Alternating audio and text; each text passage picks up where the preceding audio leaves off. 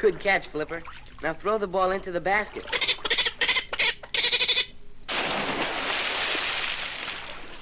Good shot. That was right in. Sandy and Flipper, a boy and his dolphin, just like in the legends of old.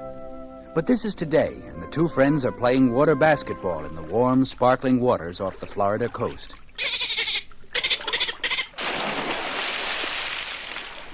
That's pretty good, Flipper. Sandy and his dolphin Flipper have been close friends for a long time, and Sandy wishes that every day could be like this, forever. That's it, Flipper. Now into the basket again. But the land Sandy and his father have been calling home really belongs to the state. And the planning commissioners have decided to build a causeway which will run right through where the Ricks, father and son, have been living. While Sandy's father is away at Park Ranger School, one of the neighbors, Mr. L.C. Porritt, has been keeping an eye on the boy. Today, he brings sad news for Sandy. Sandy? Oh, hi, Mr. Porritt. Come on and join the game. I haven't time. I've got to talk to you. Okay. Be back in a minute, Flipper. Yes, sir? Sandy, how'd you like to go on a trip? To see my pa? No, he's still training to be a ranger in that new underwater park. You're going to live with your aunt until he gets back. But he'll be gone 6 more weeks. Who'll look after Flipper? Oh, you won't have to worry at all. Flipper will have the best care in the world. The folks from the Miami Seaquarium are coming to take him there. They'll be arriving in an hour. But nobody can take Flipper. I won't let them, that's all. Well, the state road gangs will be bulldozing through here tomorrow. There'll be no place for you or Flipper to stay. Flipper has to go to the Seaquarium, and you to your Aunt Matilda's. I gotta talk to Pa.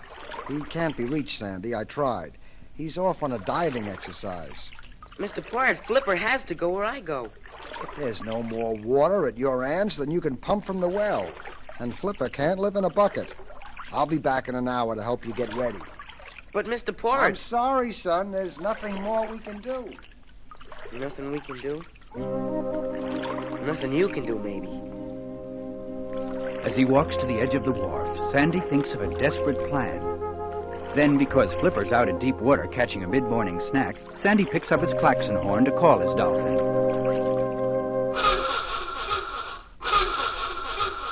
Flipper?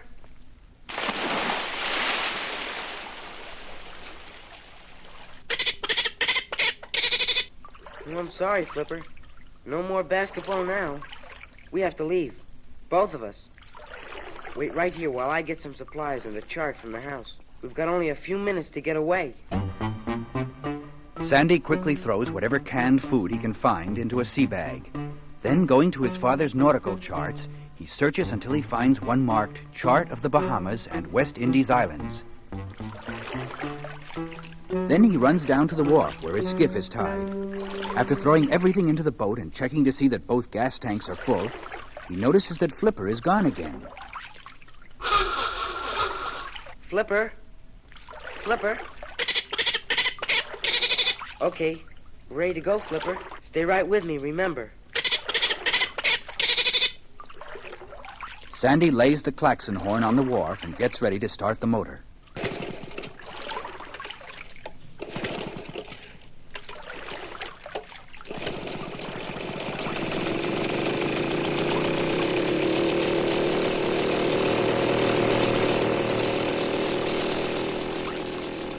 All day, under the blazing sun, Sandy steers the skiff toward the southeast.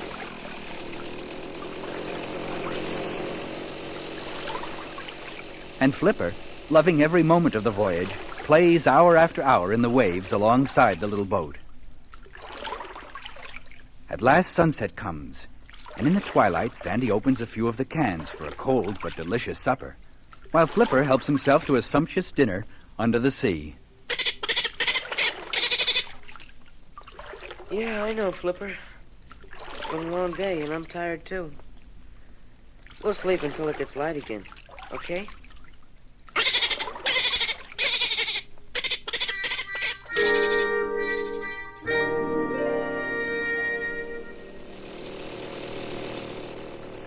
All during the following morning, Sandy steers the boat into a stiff breeze, and progress against the choppy waves is painfully slow.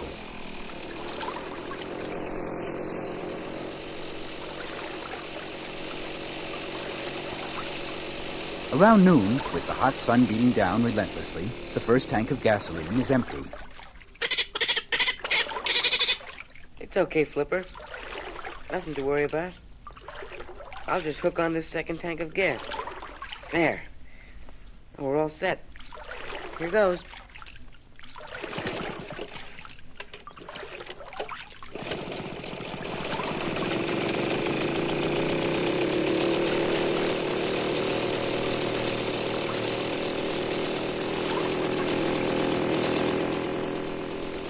After another night on the open sea and half of another day, Sandy's food is gone. And there is no gasoline left in the second tank.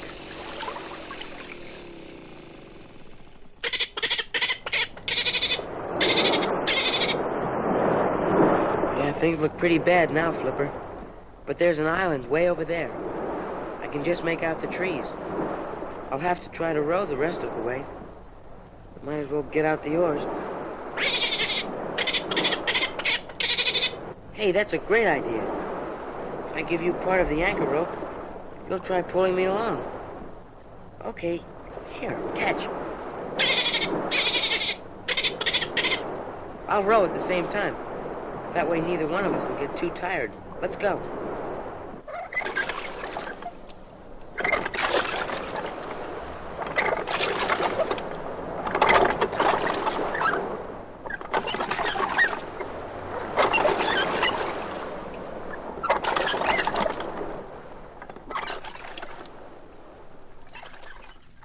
At this very moment, back home, Mr. Porritt has just told the whole story of Sandy running away to Porter Ricks, the boy's father, who holds the klaxon horn Sandy had forgotten on the wharf. You're right, Mr. Porritt.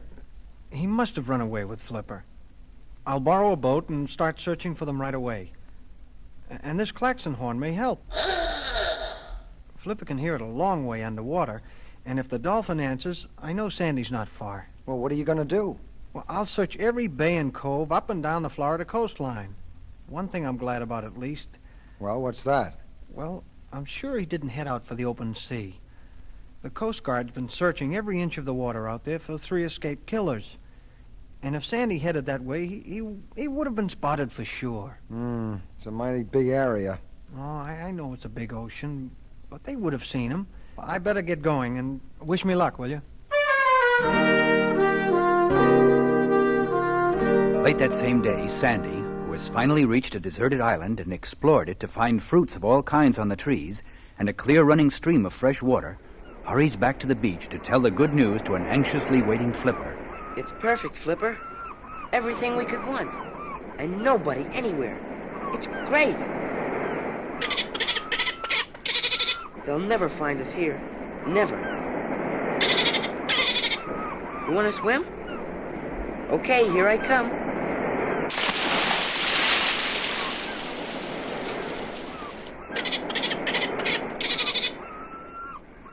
Hey, wait a minute, listen.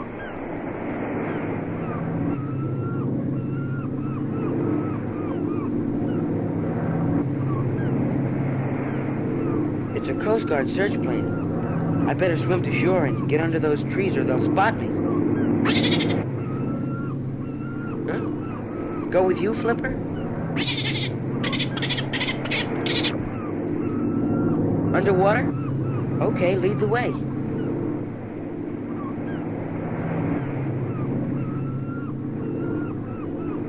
The plane crisscrosses the island just above the treetops, obviously searching carefully. But Sandy, with one arm around Flipper, lets the dolphin guide him over and around beautiful but dangerous coral reefs. And then, after Flipper leads Sandy through a wide hole in a reef, they head toward the surface.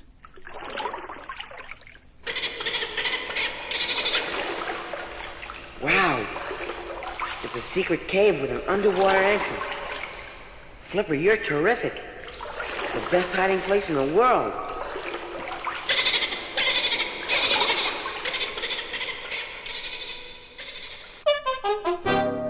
Sandy was wrong. The island is not deserted. And now, as the Coast Guard plane flies off to the north, the escaped killers, Gil Bateson, Barney Millard, and Ish Barton, crawl out of a thick clump of bushes. They drag their boat from its hiding place and push it out into the water. At that very moment, a handsome white yacht rounds the bend of the island and comes slowly toward Bateson's rowboat. Now, what do we got here? That's just what we need, a boat like that. If we can just get on board. I know what we'll do. Yeah, what? Yeah, we'll lie down here and pretend we've been drifting for days. Here, like this. Yeah. Now, let's hope they fall for it. Okay.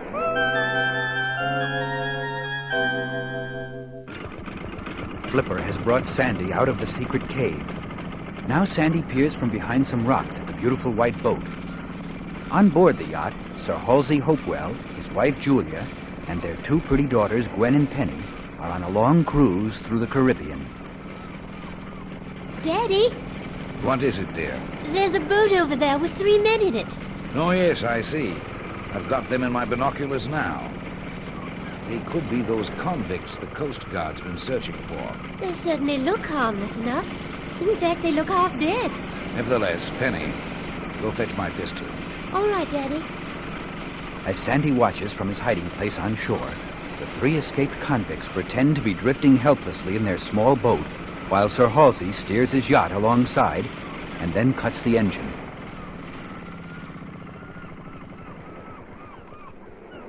Holding the pistol Penny had brought him, Sir Halsey peers over the gunwale at the 3 men who seem to be unconscious. It's the 3 convicts, all right. They fit the description perfectly.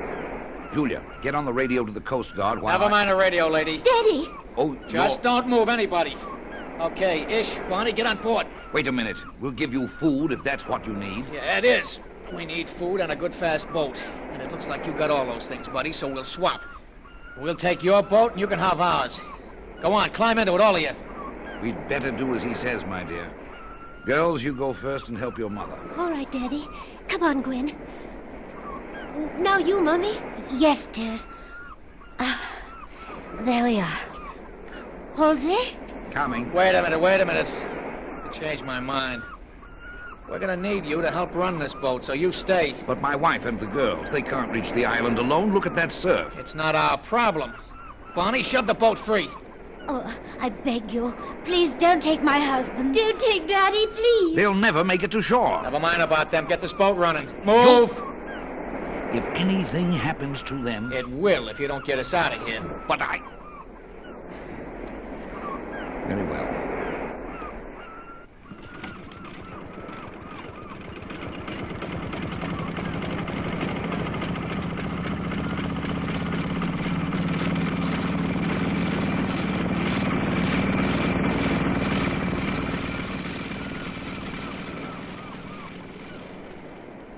Sandy could hardly believe what he had just seen.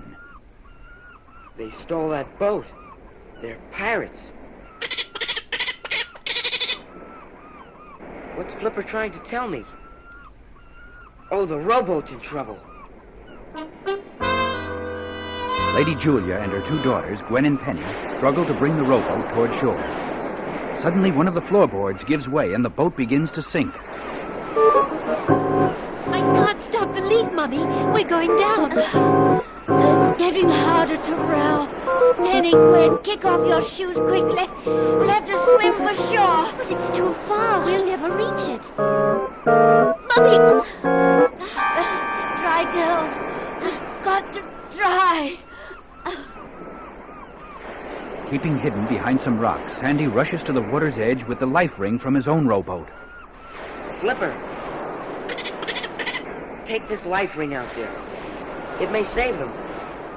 Go on, hurry.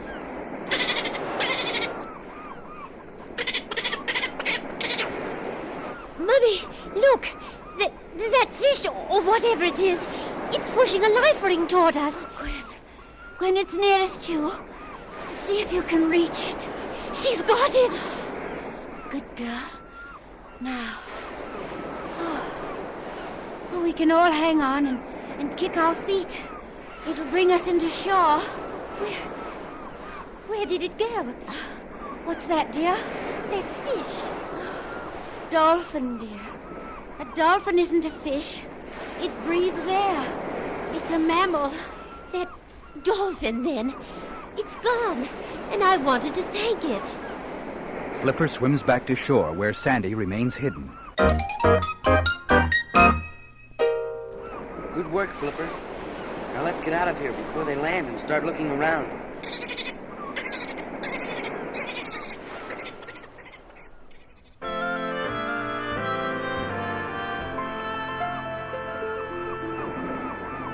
A little while later, Lady Julia, Gwen, and Penny have rested. Now as they look around, they fully realize how desperate their situation still is. Oh, what'll we do now? No food, no water, nothing. We're marooned. Well, we'll just try to manage. And Daddy? What will happen to Daddy? Oh, everything will be all right. Somehow, it'll be all right.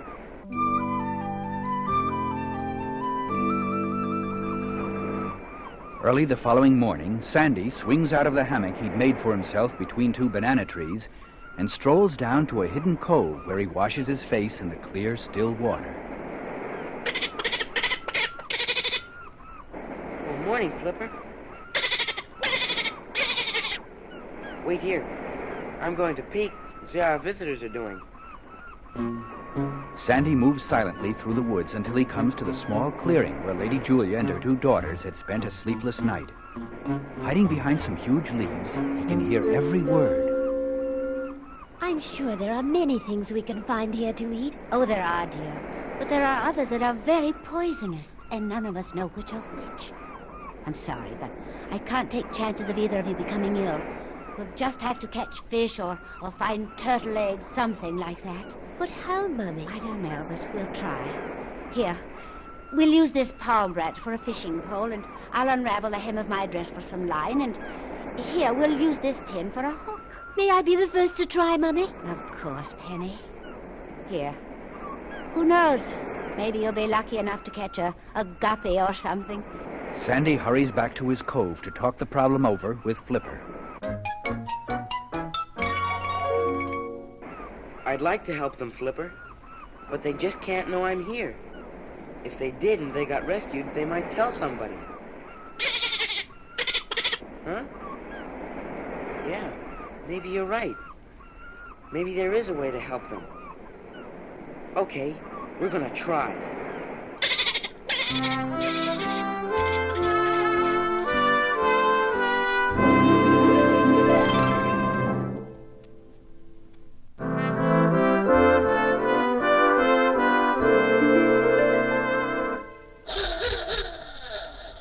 Porter Ricks, Sandy's father, already has searched 50 miles of coastline.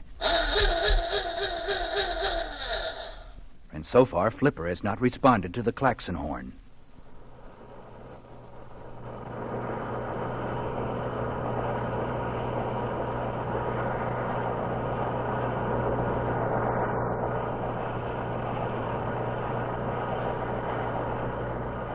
But Mr. Ricks will keep trying, even if he has to search every inch of the Florida coast.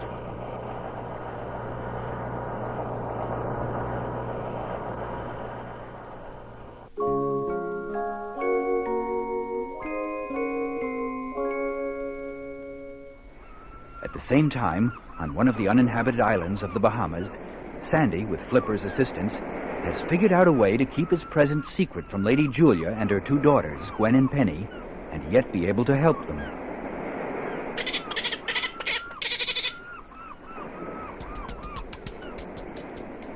Oh, another fish.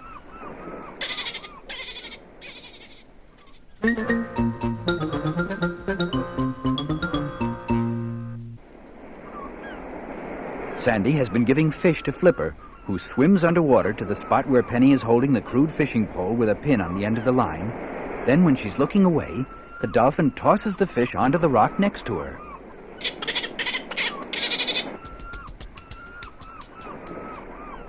And another one. Mummy, look at all the fish I have. But that's amazing. You must have learned the trick, Penny. Not really. They just hop out at me. I guess they're flying fish. Perhaps. Well, that's more than enough. But I'm afraid we're going to have to eat them raw. Oh, Mummy, I couldn't. But we don't have any matches for a fire. Then I think I'd rather starve.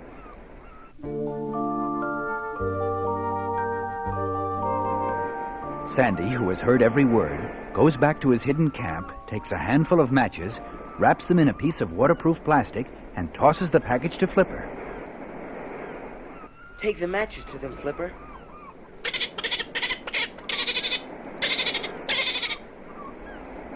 A few moments later, Flipper swims as close to shore as possible near the rock where Penny and her mother still are trying to decide what to do with raw fish.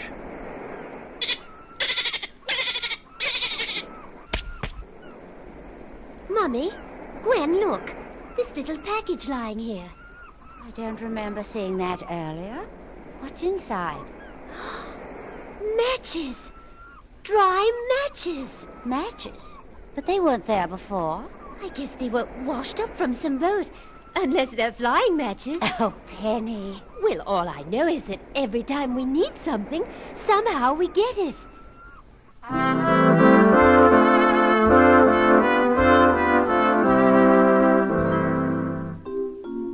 For 3 days, Sandy provides almost everything the castaways need. He leaves fruit for their breakfasts and split coconuts brimming with milk for thirst quenchers. Now, following a hidden path through the forest, he is carrying a large bunch of bananas, which he'll leave when the girls and their mother are not looking in his direction. But at this moment, Penny is coming along the same path from the other way. Neither one sees the other until they collide. Oh! Oh, who are you? Please, forget I'm here. I'm hiding out.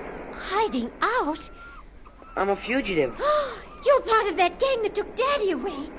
No, wait, come back. Penny starts to run through the forest, and Sandy sprints after her. He finally catches up to her on one of the small deserted beaches. While Flipper watches from the nearby water, Sandy tries to explain. Listen, I'm a friend. I'm not one of that gang, I swear. Why should I believe you?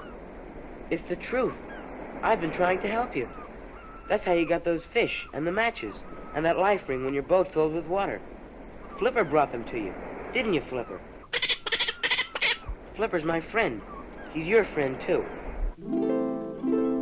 Then why did you say you were a fugitive, hiding out? I didn't really mean that Well, you see, there's no time to explain now. The main thing is, you've got to promise me you won't tell anyone I'm here.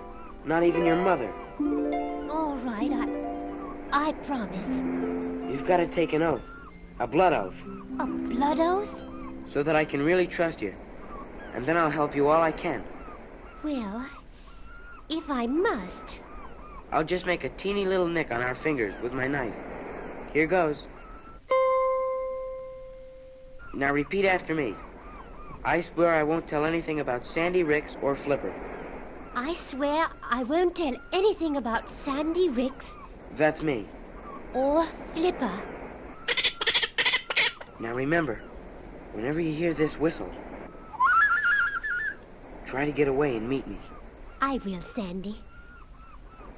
You know, you can run pretty fast for a girl. You wouldn't have caught me if I'd had lots to eat. I'll listen for your call. So long. Yeah, you're right, Flipper. She's not bad. For a girl.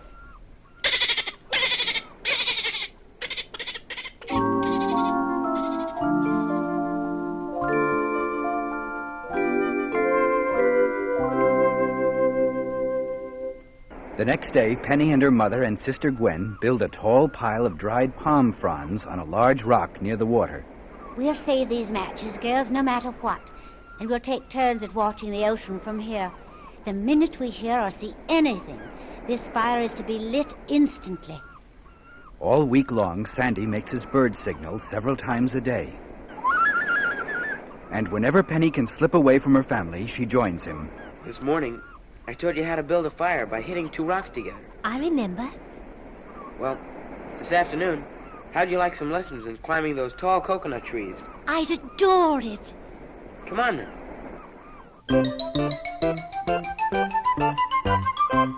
But Penny has a hard time explaining to her mother how she knows so much about survival on a deserted island. And that's the way you come down a palm tree. The same way you go up. I remembered it from a movie I saw, about the South Seas. That's where I learned how to make a fire, too.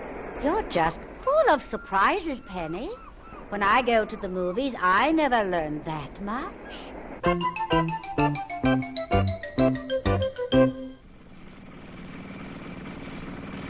At this same time, on board Sir Halsey's yacht, Gil Bateson calls his fellow convicts together. I just been going through some papers downstairs, and I found out who this guy is. Sir Halsey Phillips. The Sir Halsey Phillips. Yeah, one of the world's great airplane designers and builders. He's worth $10 million. Yeah, we got a real prize here. Gives me a great idea. One that'll be worth a bundle of loot. So here's what we do. We go back to that island. Hey, Sir Halsey, turn this boat around. We're going back. Go on, turn it, I said.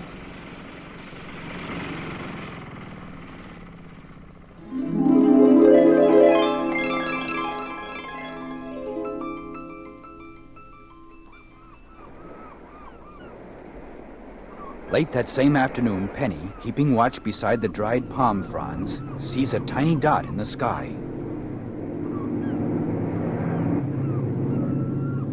A plane. Oh, dear, where are those matches? Oh, here. My hands are shaking so much, I've got to light it.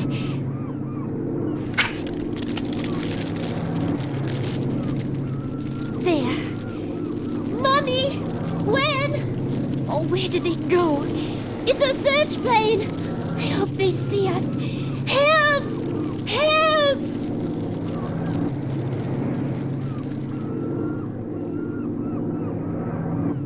Sandy, who notices the first puff of smoke, calls to Flipper. Flipper, put it out. Put it out, hurry.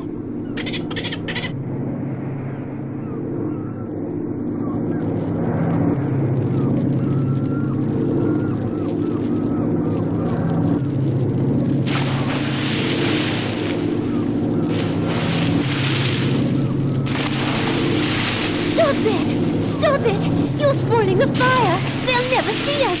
Stop it, Flipper, stop it!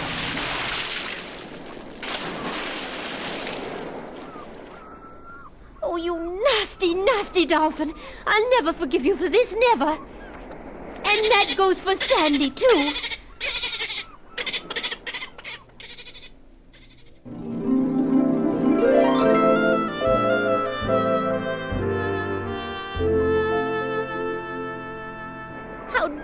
Send Flipper to put out our signal fire. How dare you? I had to do it. Why? I just can't risk having any more strangers come to this island who might find out about Flipper and me. Flipper and you? Don't you realize you may have cost us our only chance to help Daddy? Our only chance to get word to somebody about what happened to him? Gee, I'm sorry, Penny. I'm going to keep my blood oath, only because I have to. But don't you ever try to help us anymore. And never, never speak to me again. Goodbye.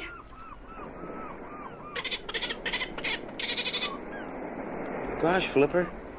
It all happened so fast. I only thought of what it'd mean to us if someone reported us being here. I didn't think of what it meant to them.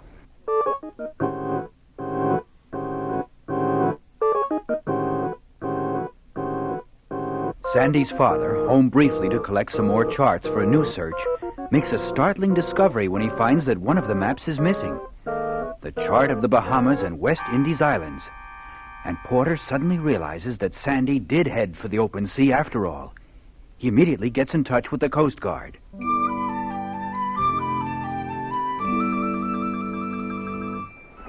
The following morning, Sandy, sleeping near the water, is awakened by Flipper splashing him.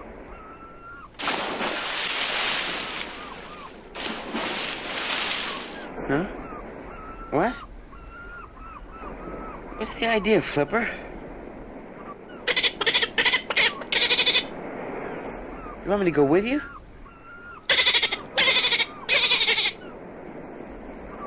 Well, I'm hardly awake yet, but... Okay, I'm coming.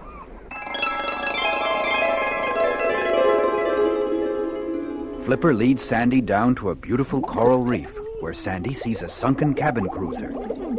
He notices a cabinet door swaying gently in the current and peers inside. To his surprise, he finds cans of food and even an opener just where they had been when the boat sank. He scoops up an armful of the cans and the opener and heads for the surface.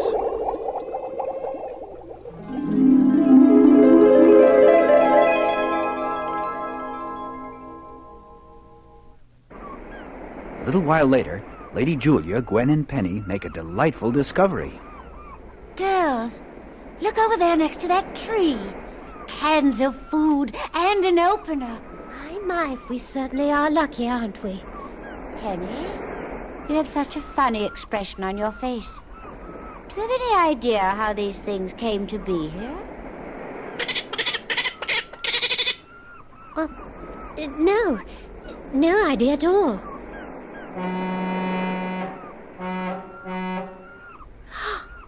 Mummy, look! Out there! It's Daddy's boat! Daddy's come back!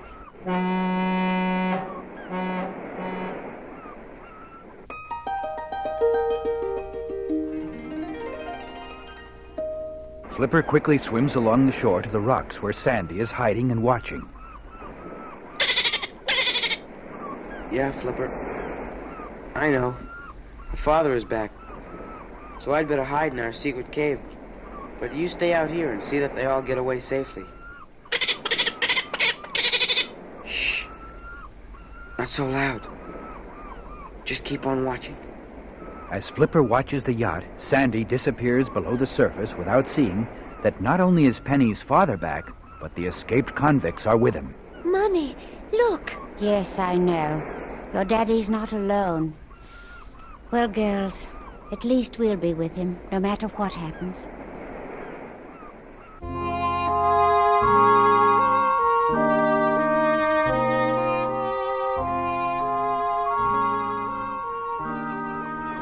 Gil Bateson sends his two Confederates to shore, and soon they're back on board the yacht with Lady Julia, Gwen, and Penny. Then Gil hands Sir Halsey a sheet of paper on which the convict has scribbled a message to be sent over ship's radio. All right, here's what you're to say and nothing else. Now go ahead and send it. Well, yes, I guess I have no choice. None at all. Very well.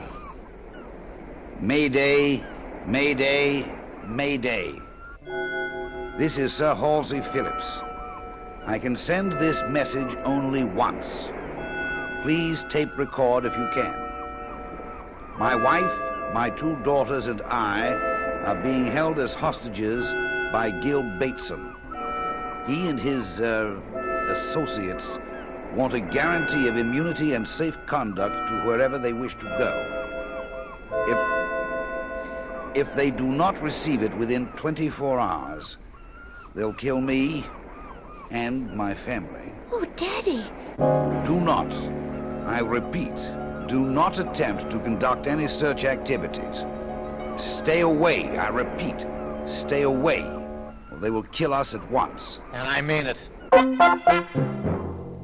Penny realizes that their only hope of escaping from the convicts might rest with Sandy. Desperately, she turns toward the island and gives the signal. She searches the shore, but sees no sign of the boy. Hey, what are you doing, sister? Oh, nothing. Just practicing my bird whistles. I always do that when I'm nervous. Yeah, well, cut it out. It makes me nervous.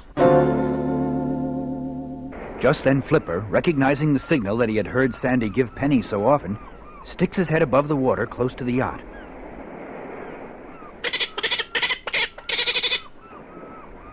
When the convicts are looking in another direction, Penny gestures to Flipper to go fetch Sandy.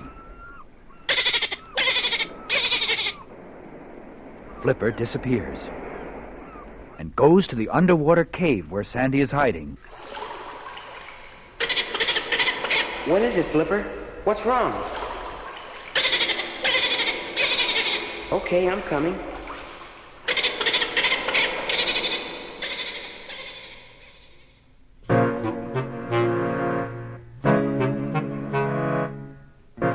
In a few minutes, Sandy, swimming near the yacht, sees the desperate situation Penny and her family are in. He dives down to the coral reef where he releases some food cans from the sunken cabin cruiser. Then Sandy returns to shore to await developments. Flipper hovers in the water just below the surface, watching the cans drift close to the yacht. Hey, Bonnie, Those cans floating by look like they still got food in them. Must be from a wreck. With all these extra passengers, we'll need some more extra supplies. Go on and fetch them. This is the opportunity Flipper has been waiting for. Barney reaches over the side of the yacht and just manages to grab a can when Flipper dives out of the water and slams into him.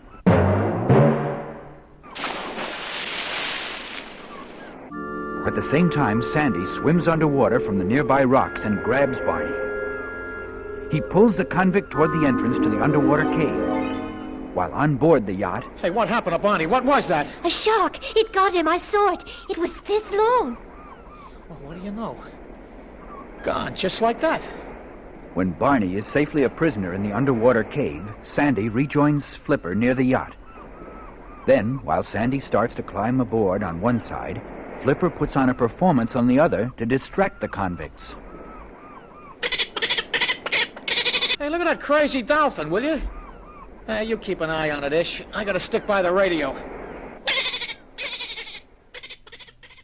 As Sandy sneaks closer to the fascinated convict, Sir Halsey is gradually working himself into a position to jump Gil Bateson.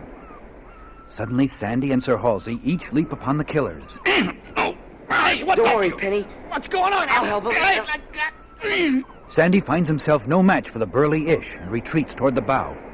But Ish is almost upon him when Sandy realizes that his only chance lies in some kind of a trick. He dives overboard.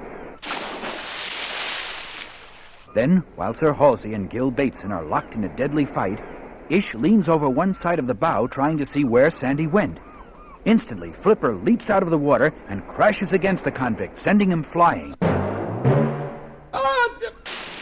Before the convict can fully recover, Sandy drags him through the water to the entrance to the underground cave, where he becomes a prisoner like Barney.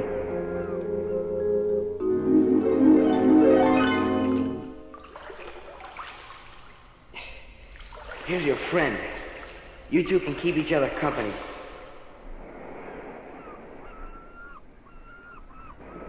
By the time he returns to the water alongside the yacht, Sandy sees that Bateson, once more, has the upper hand and is aiming a gun at Sir Halsey. Come on, get the boat moving. Let's get out of here.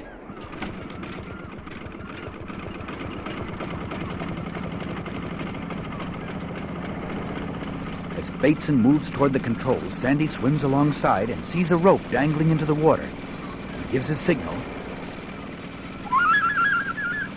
and Penny peers over the railing. Sandy grabs one end of the rope. Quick, untie the other end. When Penny gets the rope loose, it falls into the water. Then as the yacht begins to pull away, Sandy holds out the rope for Flipper and points to the rear of the boat. Flipper, following orders, swims alongside the yacht and releases the rope. Immediately it becomes tangled in the propeller.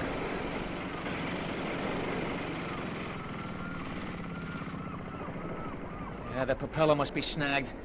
I'll have to go over the side and clear it. But first, all of you, get inside that cabin.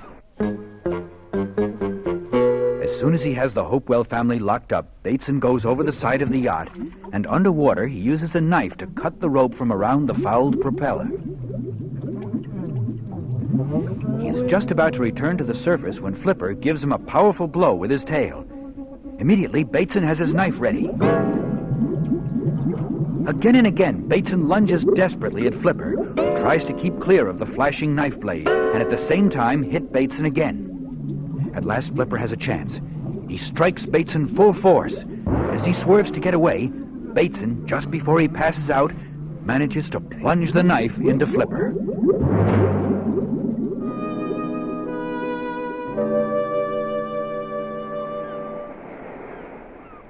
In a few moments, Sandy has Bateson in the underwater cave with the other two convicts, and he has returned to the yacht where he frees Sir Halsey and his family. Gee, Sandy, you're just the greatest. Mother, Dad, Gwen, this is Sandy. He's been helping us all along, only you didn't know it. I guess we can never thank you enough. Don't thank me. Thank Flipper.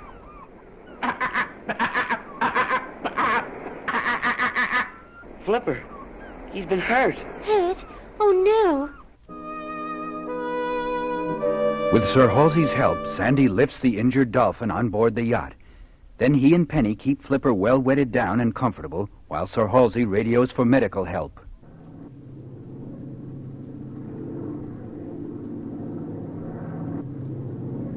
Within 2 hours, Flipper and Sandy are flying toward the Miami Seaquarium, where doctors are waiting.